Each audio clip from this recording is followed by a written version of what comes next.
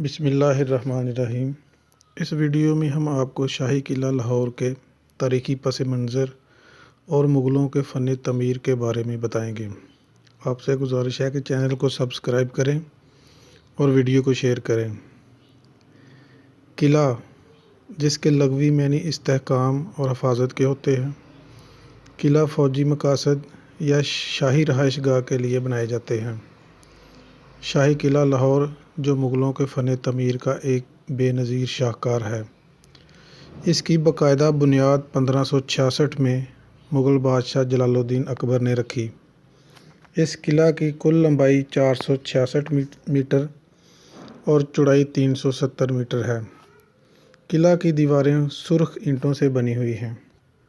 اس قلعہ کے اندر مختلف ادوار میں مختلف عمارتیں تعمیر ہوئیں، جو قلعہ کی خوبصورتی میں مزید اضافے کا باعث بنیں۔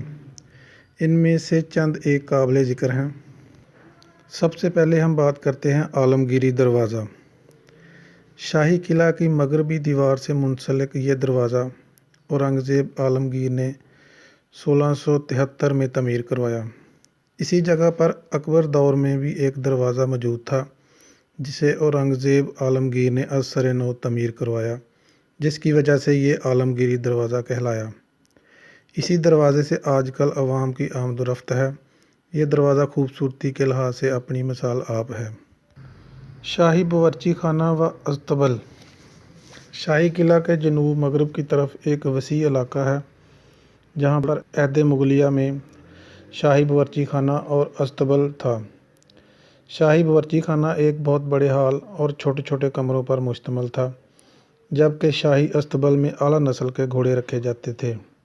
برطانوی عہد میں شاہی باورچی خانہ اور اصطبل کو ختم کر کے اس جگہ پر پولیس کی بارکیں اور جیل بنا دی گئی تھی۔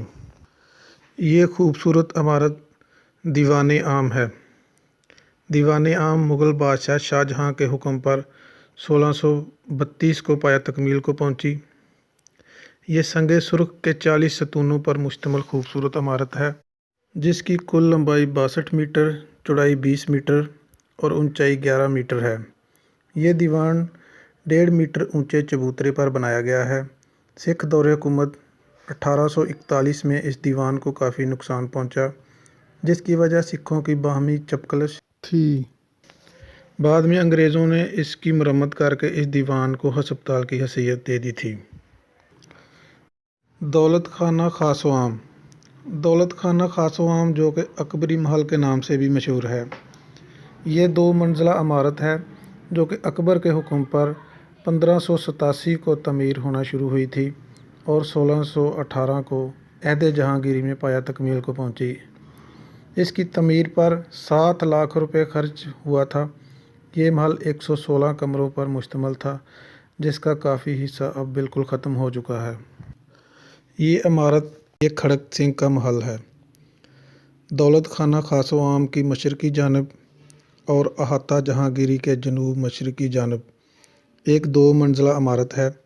اس عمارت کا زیریں حصہ عہد اکبری کا ہے، جبکہ اوپر والی منزل راجہ رنجیت سنگھ نے اپنے بیٹے کھڑک سنگھ کے لیے بنوائی تھی۔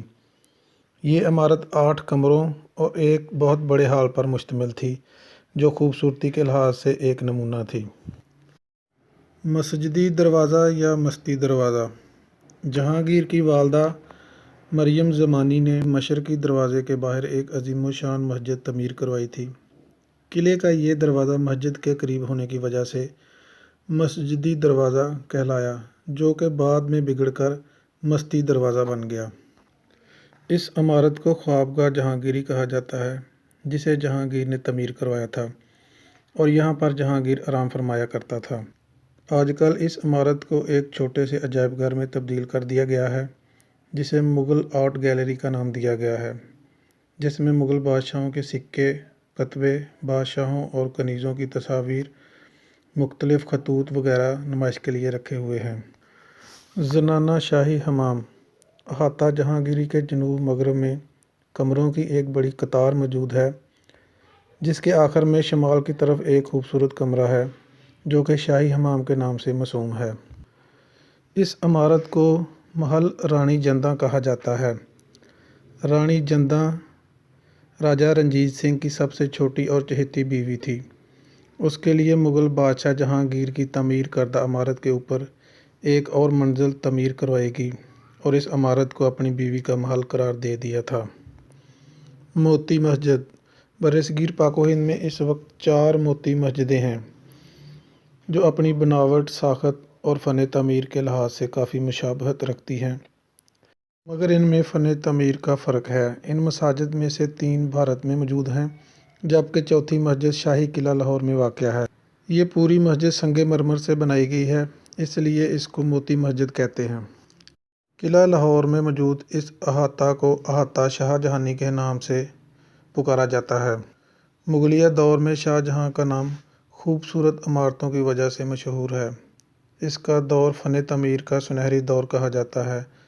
उसने न सिर्फ दिल्ली, आगरा में खूबसूरत इमारतें बनवाईं, बल्कि लाहौर में भी अपने ज़ौक़ की तस्कीन के लिए कई इमारतें बनवाईं। इनमें शालीमार बाग, मकबरा जहांगीरी, शीश महल और दीवान खास शामिल है। ये इमारत शीश महल कहलाती है, जो कि शाहजहां के ज़ौक़ का आईनादार है। ये इमारत शाही मेहमानों और शाही अफराद के लिए मखसूस हुआ करती थी। शीश महल 1632 को तमीर किया गया था। शीश महल अपनी खूबसूरती में अपनी मिसाल आप है। मुग़लों के ज़वाल के बाद इसका हुस्न भी मांद होता चला गया। रंजीत सिंह और अंग्रेज़ों ने इस महल की खूबसूरती को बहुत नुकसान पहुंचाया। शाही किला लाहौर मुग़लों के फ़न तमीर का बेहतरीन नमूना है और इस बात की तरफ इशारा करता है कि मुग़ल किस कदर फ़न तमीर में दिलचस्पी रखते थे। उम्मीद है आपको ये वीडियो पसंद आई होगी। वीडियो को मुकम्मल देखने का बहुत शुक्रिया।